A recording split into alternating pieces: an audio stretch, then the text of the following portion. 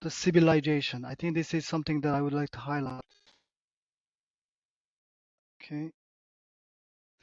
So the first one,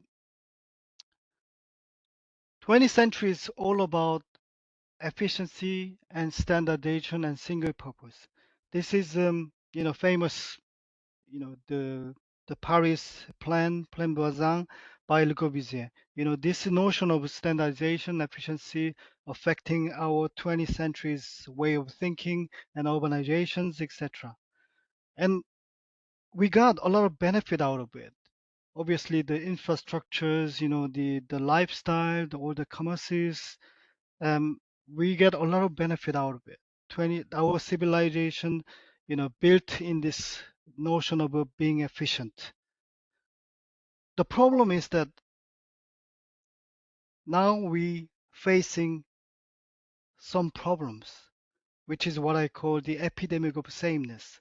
This is one of the pictures that I'm showing to my students all the time and asking the question, where do you think it is? And they kind of, because they can't really define where they are, because every time because we are standardized um, a lot of things together, our lifestyle becomes similar. So the differences in 20th centuries is something that we have to get rid of it. So they try to create a equalized lifestyle, equalized in trade, equalized in the education, and so on. So this trend affecting our way of organizing our urban life and urban physical urban infrastructures as well. So if you see, even though there are slightly variations, there is a similarity, which is what I call copy-paste cultures. If you go to London, Sokcho, Da Nang, Seattle, we see the similarity all over. And this is what I call epidemics of samenesses. Why sameness is a problem? Sameness is when the differences disappears, expectation disappears. And hence the reason a lot of young people leaving these small towns and choosing the big cities. When places lose the differences, expectation, people start to choose the scale. So 1970s, you see this, the map of South Korea. You see this kind of little big holes here. That's where the Seoul, the capital city of South Korea, is located. The influence level of Seoul in 1970s is that much. 2023, the influence of the big mega cities is massive. I'm sure that it's not just the South Korea. Every single cities around the world, young people leaving these small towns and choose the big cities because they lose the differences and they lose the expectation. And this is what happened in South Korea. 2017, where the red mark is the places where the the level of danger in terms of extinction of the small town happens. And 2117, we believe that only 4 cities will remain in South Korea, with the lowest fertility rate in the world, and also the young people leaving choose to go to the big city. And we are on the verge of losing a lot of small towns in South Korea. And it's not just a South Korean problem, it's a global problem. And you see the €1 houses, I don't have to mention about it. It kind of shows that beauty alone does not guarantee a future, because we think that the small Italian towns are beautiful and it's worth living there. But still, people choose the scale, go to Rome, Milan, big cities like London, etc., and leaving the small town empty. Many people believe that smart city is the solution for these urban problems. But often smart cities connecting data, but not necessarily the life, and leaving us disconnected. In this kind of efficient driven cultures, to me the differences becomes a variable. Variable is something to manage, not to celebrate. But if you look at the differences as in human terms, I can replace those words as a wisdom. The wisdom is what truly makes us differences. As an individual persons, the wrinkle is a physical representation of a trial and error in their entire life. So if you extend this one to the city scale, in Africa, people says that when an old man dies, library burns to the ground. That kind of shows how important the wisdom is. If you don't do anything, to me, I think we are on the verge of losing the heritage, memories, and opportunity for human diversities. Now, I would like to make a clarification in terms of information, intelligence, and wisdom. Information is can be stored. I don't have to mention because you're all expert in smart cities. Intelligence is something optimization, something to do with optimization. Wisdom is one must not be lost. So differences, some going back to differences, 20th century's notion of differences is something that to get rid of it, something that has got negative connotation. In my opinion, 21st century is the terminology about differences, something that we need to celebrate and cultivate because differences can truly create expectation and difference is the wisdom.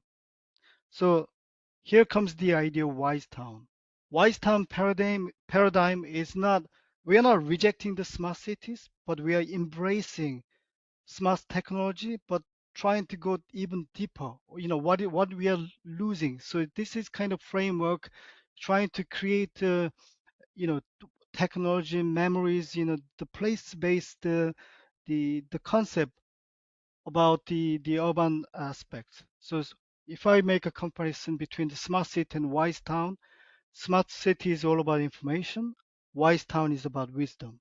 Smart city is about standardization, wise town is the celebrating and cultivating differences in a local terms.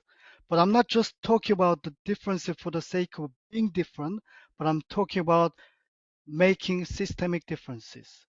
So smart city makes the user as a consumer of the data and also using the data and feeding back, so creating constant feedback loop of the data. But wise town asking the people to participate more. And smart city is all about the template, don't get, template, creating a template and the optimized system, while the wise town celebrating autonomous and cooperative lifestyle. So let me dive into more deeper into what the wise town is about. So 20 to summarize it, 20th century is all about efficiency, standardization, equalization, and competition. 20th century should be about systemic differences, autonomy, value, and coexistences. So as an architect, and I'm sure that you're the smart city gurus, you all know about this, Bilbao effect. They trying to create the differences and trying to create the architecture intervention to attract people to make the city more unique. And a lot of cities creating landmark event and branding as a way of creating and celebrating differences. But my argument is that difference is not enough. We have to create the systemic differences where it's deeply related to our culture, our street, our people, our architecture, and our history and wisdom. And to achieve that, the important aspect is one of the important aspects is autonomy. Why the autonomy is really important because we are facing the globalization, urbanization, and we believe that diversity and the connection will be created. But now we are observing the problem like war, pandemic, and economic shock. Our Mr. Dear friend in America, creating this kind of all sorts of problem at the moment. It kind of shows and reveals how fragile the system was. So to me, we are facing this era called the end of network societies. So Wise Town we are saying that, let's try to move away from this fully dependent network and create the autonomous town system where energy, food, culture, education, governance can be autonomous. I'm not talking about the 100% autonomy, the like in North Korea, but I'm saying that, we need to have enough health autonomous system so that we can have a health relationship, which allow you to have a, more resilient system against the external shock such as the economic shock and war, pandemics, etc. The in terms of energy as well, we are not. I'm not talking about the centralized the grid system, but we are talking about the off-grid system where the energy independence can be ensured.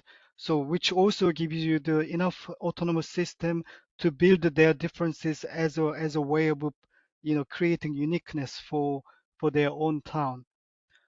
So food system as well, I'm saying that, smart city, let's move away from the smart farming system to wise farming. Smart farming system is all about producing the maximum amount of the output with the optimized, the production level. If you go to the wise farming, the farming can be more seasonal, more circular basis, more culture basis, deeply rooted into local cultures as well. So, which is something to do with the food sovereignty, and also that autonomous system such as energy, food, governance, education should be the backbone of the wise town.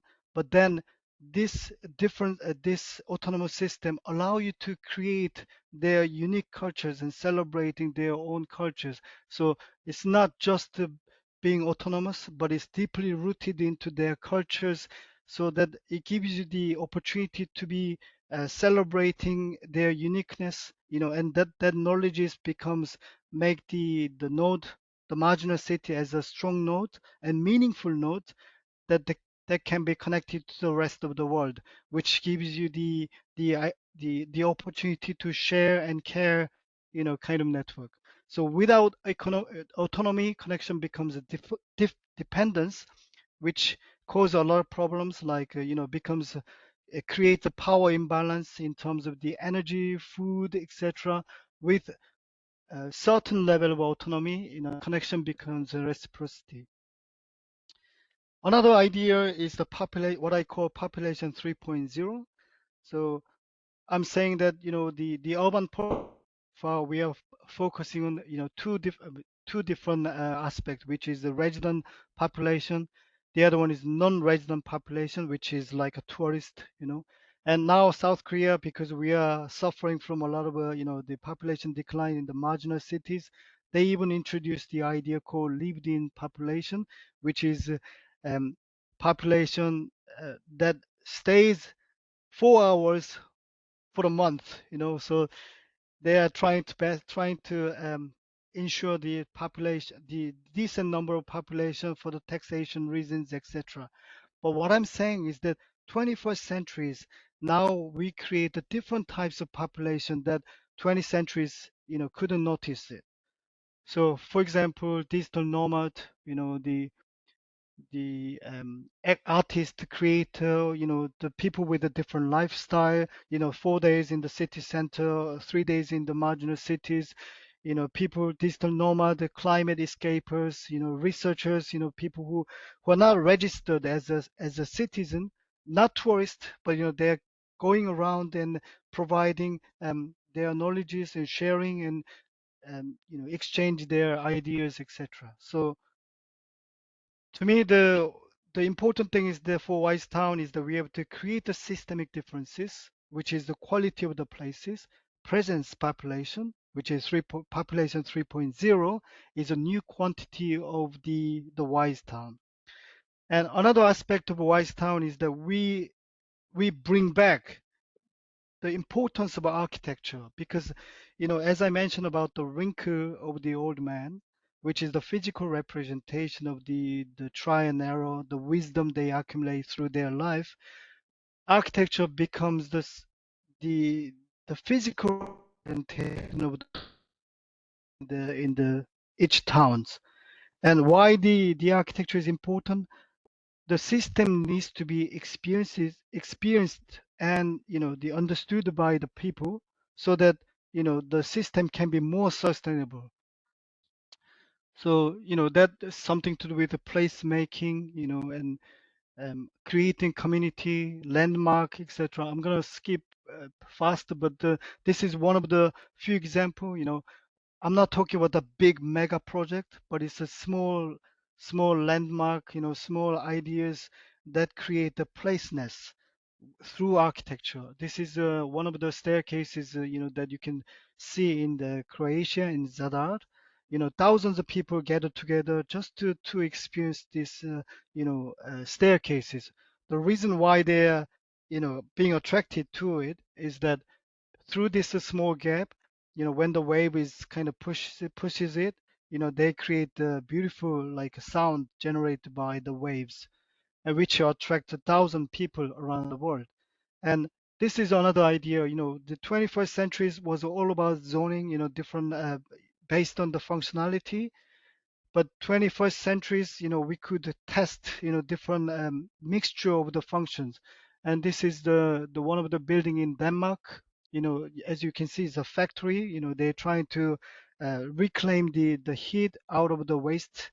But what they do is that they combine with a ski field with um, the factory, which also it gives you the idea about, by utilizing what's already there, the wisdom which is embedded, in within the town settings. They create their own uniqueness, their own differences. So this kind of celebration of, creating the autonomous system, creating their what is already there, and they can use this one as an engine of creating a differences, and which becomes the unique and more meaningful nodes of this small town.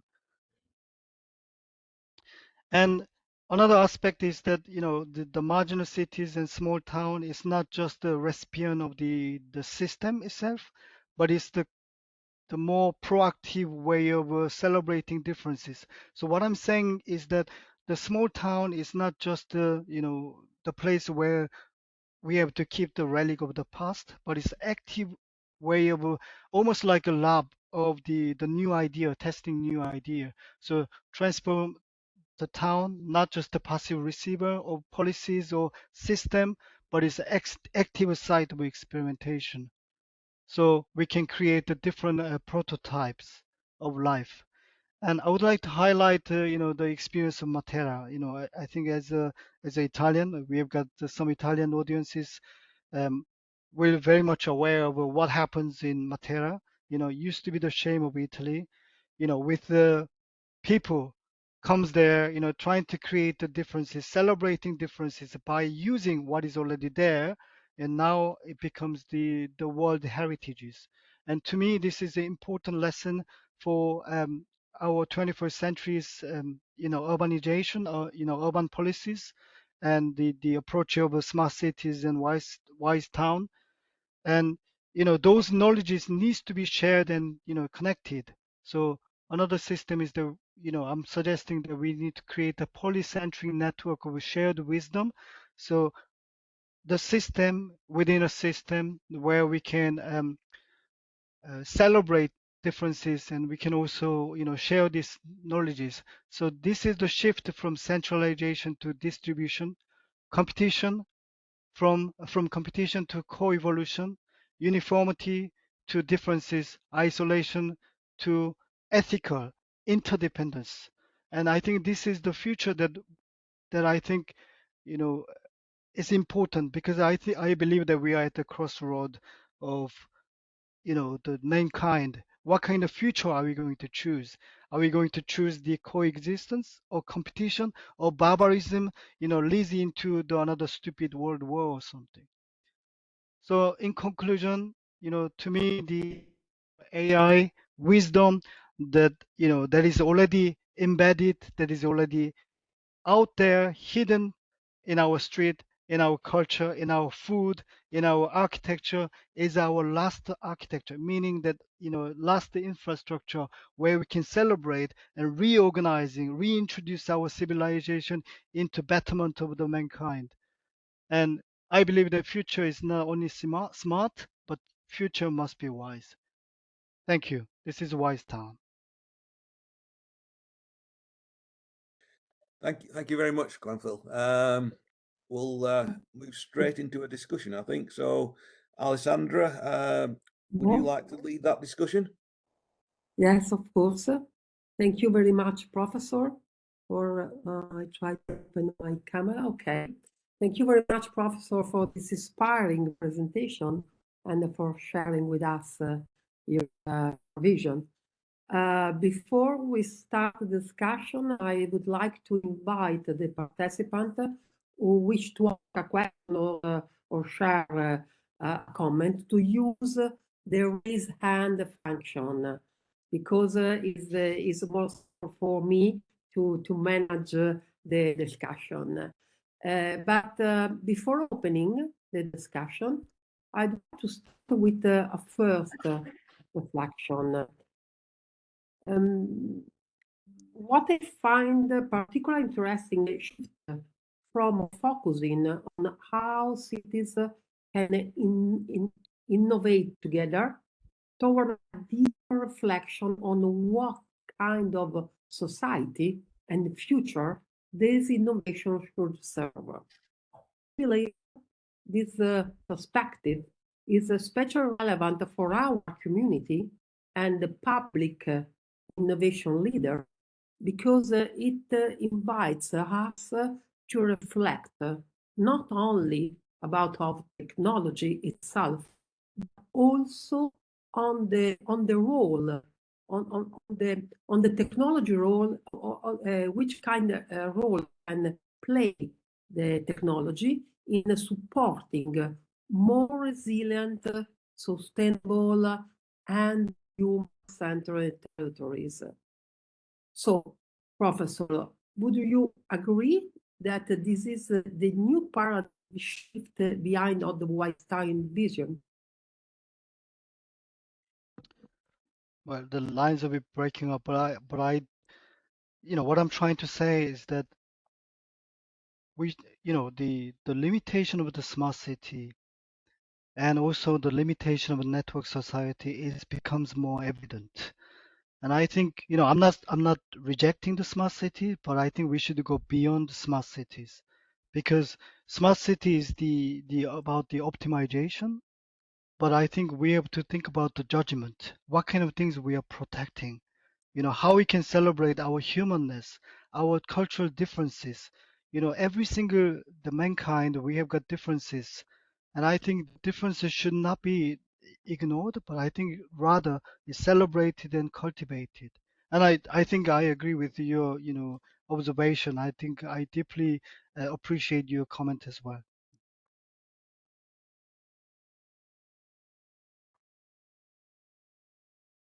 Can you hear me? Raise the hand. We have a question. Zoran?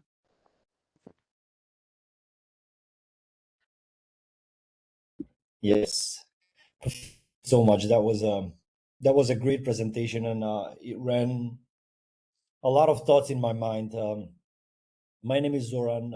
I run a small startup. We are focused on smart city as a target, but as a technological company, what I found a difference in Mm-hmm. your speech, and it was very interesting to me, is, and maybe I can get your thought on this.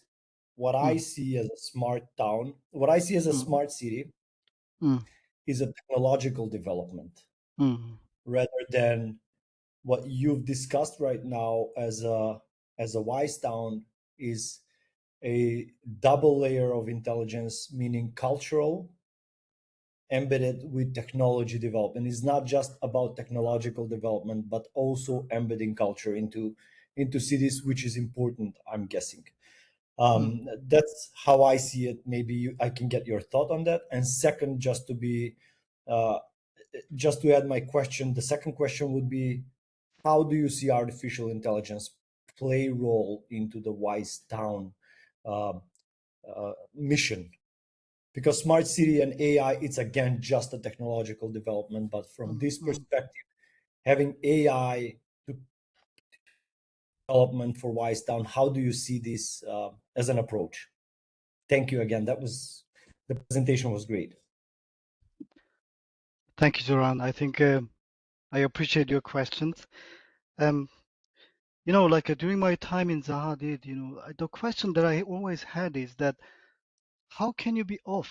There was a big discussion in the practice because smart city works, when constant data feedback loop is, working. Do you know what I mean? Like you are a consumer, but at the same time you're generating data. So that Absolutely. data is, yeah, the data should be collected and optimized. And to me, my question always like, am I the cog of the big mechanism? Do you know what I mean? Like, how can I maintain my humanness? I think it's going to be big challenges in the age of AI. Everyone will ask, how can I celebrate my humanity? How can I celebrate my diversity and differences? I think that's the deep question every single smart, the expert should ask, what is our next step? And to me, AI, yes, AI is another technology, but AI might be an opportunity for us, because we can customize, we can more, create a different form of, artificial intelligence, that suits my lifestyle rather than there's like a one optimized solution that I have to fit myself into. So normally like when you do manifesto or trying to create a new system, people will say like, the previous system is gone, is bad, therefore my system is better. That's not what I'm saying. What I'm saying is that yes, smart technology for the big city could work.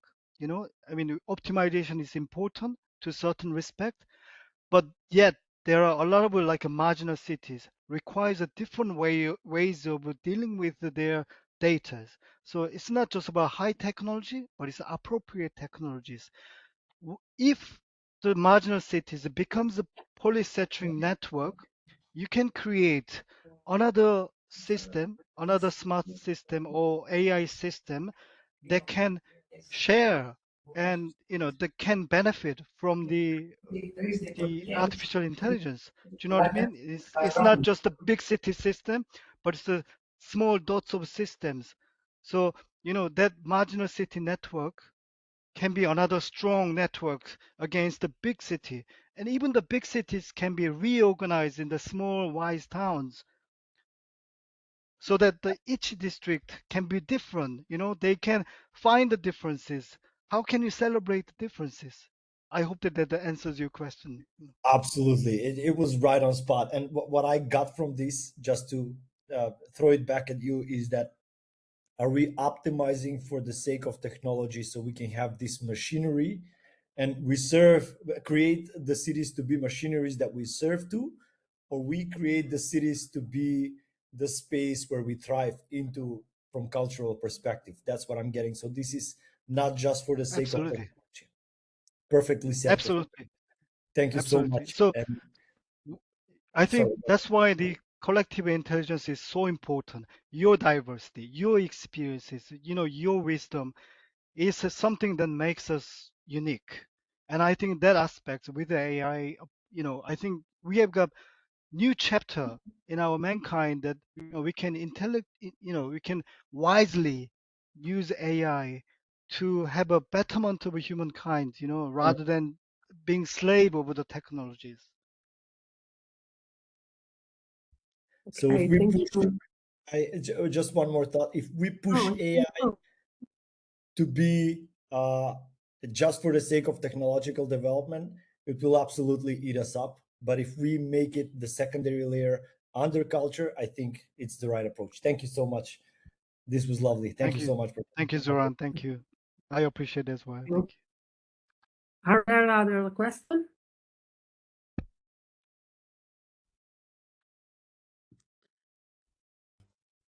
Yeah, could Yeah, could I ask a question? I'll use, perhaps I shouldn't, but I will. One of the, I did find that presentation fascinating. I think there are a sort of number of dimensions that are obviously there. There's an obvious political dimension at both a city and a higher level. But I think the question I have is around the economic dimension. We've had 50 odd years of the neoliberal consensus,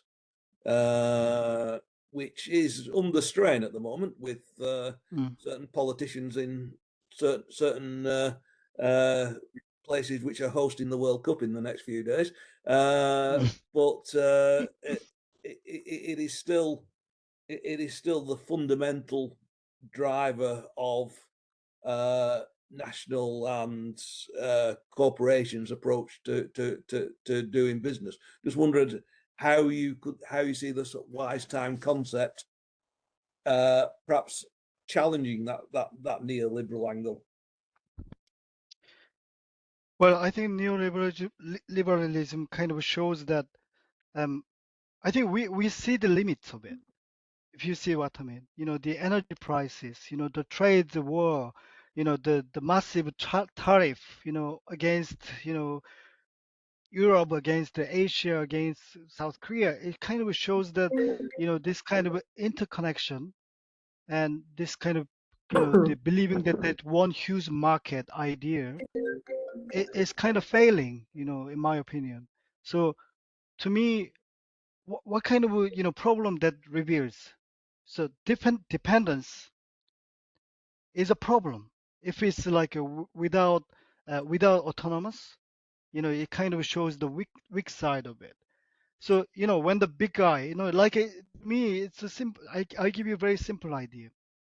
If there's a like human relationship, that your friend you is kind of under your control, right? He will do whatever you say. It's so much easier to control somebody.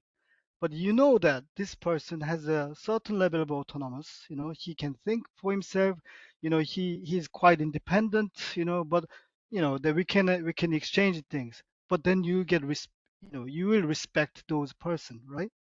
So to me, if you kind of scale up in urban scales, like we have to understand what we are dependent, for example, like energy, food, the education, governance, the systems. I think we have to find a way to be more independent, more autonomous, so that we can create a healthy relationship. So this neoliberalism is good. I'm not saying this is bad. I think the fact that we are in this, same this kind of digital platform and talk, I think it's the result of that that spirit of time, that result, but I think we should we observe the limitation of it and how we can resolve it. To me, the network of marginal cities, network of the small towns, or network of these, how can I say, not just the big countries, but small, fragmentation of the towns. I think that also create a different power, you know, as well. So I'm not saying that, like, oh, let's be autonomous, in a naive sense. I'm saying that, like, this network of the marginal cities can create a very impactful, the the boundaries against this big powers, first of all. Second is that could influence the urban policies, the small towns, or even medium size of municipality. Now they can change. How can I make this city more energy independent? How can I make the food more secure? That something to do with the food sovereignty. Eventually that becomes their identity, and people will you know come to you because that's something unique. Hope that answers your question.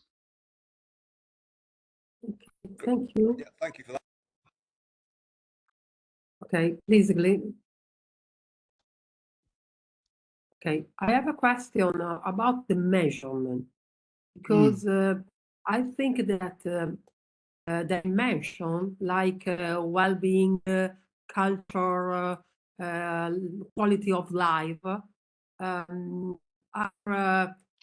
often difficult to measure. How is it possible to identify a KPI system or system to because I think that the real risk is that KPI system could be another technocratic KPI system. Yeah. What is possible to create in order to measure this kind of dimension? I agree. I think there's a real danger of it. Once we're trying to create a very strong, resilient KPI, I think you're kind of a downsize. You're kind of trying to frame the real potential of the each town into the framework. That's why it's you have to admit the fact that there are certain things that you can measure, obviously, but there are other things we have to find an alternative way of measuring. For example, resilience level. How you can celebrate the cultural diversity. Does it make does it create a community, for example? Does it invite more presence populations, etc.? So there are certain things you can actually physically calculate and measure it, but I think there are certain areas that you can measure it in a different way. So to me, I always say that there's like objective data and subjective data. Objective data is something that you can quantify, you can measure with the numbers, right? But I think it's also there's always danger that it's slightly misleading in terms of numbers. But I think it's kind of common practice that the urbanist and smart city experts, they always use this quantified number. But there's like a subjective data. Now it becomes a part of our cultures, like a trip advisor, for example. Every single person has got different opinion about the hotels, but there we find the ways of quantify things. So but what is really interesting is that if you measure five star rated, the hotel, it's genuinely speaking is fine. Do you know what I mean? Even though your measurement is different. Your measurement, it might be about cleanness, kindness of the staff, the proximity of the local centers, etc. But like Zoran's, way of judging the best hotel might be different. But we do have this system how we can collectively, understood this kind of subjective data. So I think that's why the AI, the new way of measuring system is becomes really important, because once you adopted, those way of measuring the wisdom, I think we will unlock very different, interesting world. Okay, thank you. Yeah, please. Yeah, hello, thank you. No, just a small question connecting to how, but more focused on politics, because I see that a wise town somehow might be very difficult to be implemented according to the current level of our politicians, not only in our countries but worldwide, I would say. And so, what do you think about this? I mean, it's going this to be a very difficult obstacle. Will we require a totally different political class? How can we manage this issue? Sure. It is challenging. It is challenging, but I think I see the hope. Like last 15th of May, I was in Italy. We did a manifesto in the place called Ascia. Invited the leader of Campania regions, invited the 15 mayors in these regions, etc. They all signed up for Wise Town Manifesto. So to me, what is really interesting to me is that even though we are looking at this political scene in a very different ways, they a lot of extreme right wings, efficiency driven, they trying to get rid of the differences in terms of immigration, cultural diversities, etc. But there are certain group of number of people still supporting that idea, still believing that idea. And I think I'm not saying that, let's go to left wing, or that's not what I'm saying. What I'm saying is that, people, there are a lot of people choose this, choose certain things based on the value, based on their belief. And I think that's why I mentioned that we are at the crossroads now, where we're going to the barbarism, or we're going to the one direction, or we choose the more wise way. So to me, that's why it's important that, what I spreading the gospel of Wise Town, so that we, create this kind of movement and influence the politician. And yes, it is challenging, but I think we have to, we all know that, it's important to celebrate differences. Keeping the marginal town is important, and celebrating the mankind and humanity is important. So to me, that's why I think collective intelligence is really important.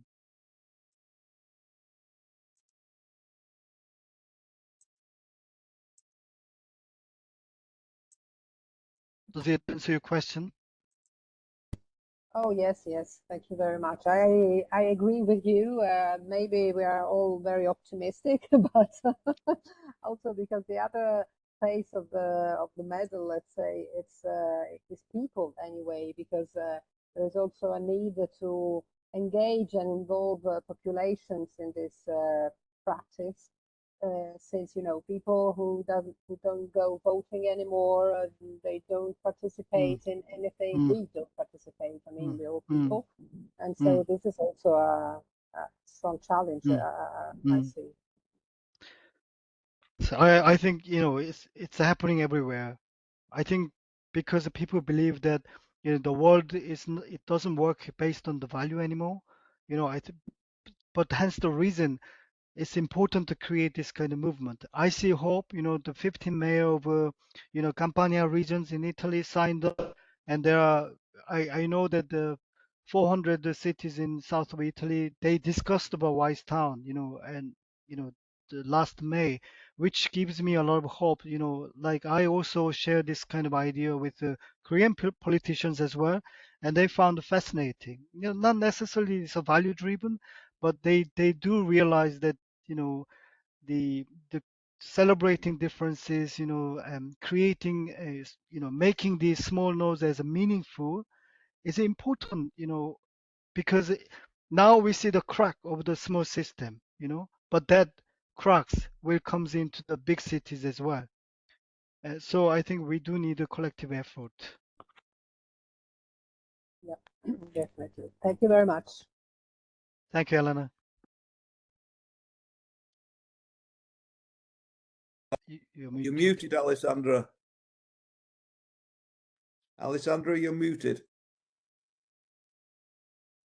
Oh, no, I ask only if there are other questions from the participants. No? Okay. The last question for me, and then we go to close our webinar. The question is that we know that by the 2050, the world population is expected about 10 billion people, with the 75% living in urban areas. Yeah. At the Yeah. same time, in Europe, but I think in the other country and too, we are experiencing increasing the territorial imbalance because capital cities and metropolitan areas continue to attract talent, investment, and services. In this situation, this context, what practical governance mechanism could realistically help build the polycentric network of places described in the Wise Town vision? Well, it's one of the very reason I came up with the idea of Wise Town. because if you don't do anything, as you said, 75% of urban population will live in the urban condition, which will create an imbalance in the urban setting, housing problem, education problems, etc. And also, we are losing a lot of heritages and values, in a small town. So instead of just letting this thing happen, why don't we think about how can we make the small town more meaningful and more attractive? Meaning, like, I'm not saying that, like, let's keep up with the education level as in urban, big cities. To me, it's a way of create killing the differences, equalizing it. And when it's equalizing, as in my presentation, people will choose the scale. They go to the big city. So the way that you make people stay or even celebrating lifestyle in the marginal cities, we have to create the expectation. You have to create the celebrating differences in terms of education, in terms of food system. So imagine like this area is like um, the food security is important here. So the urban, the municipality promotes policies over, making the food as an important asset of this small town, let's say, and that becomes a part of education, right? And that becomes the cultural differences. That becomes the celebration in terms of restaurant, food, etc. So it's not just the creating differences, but creating systemic differences that influence their lifestyle, influence their cultures, influence their education system, so that young people could stay, in this, small marginal cities that also connected to the rest of the world. In that way, people not just going to the big cities, but they can have a different lifestyle. I'm not saying that, let's keep them in the small town, almost like prison. I'm saying that like a small town is also active nodes where they can travel and go around. Okay. Thank you very much, Professor. And I don't know if are there other questions. Of course, I would like to thank all the participants.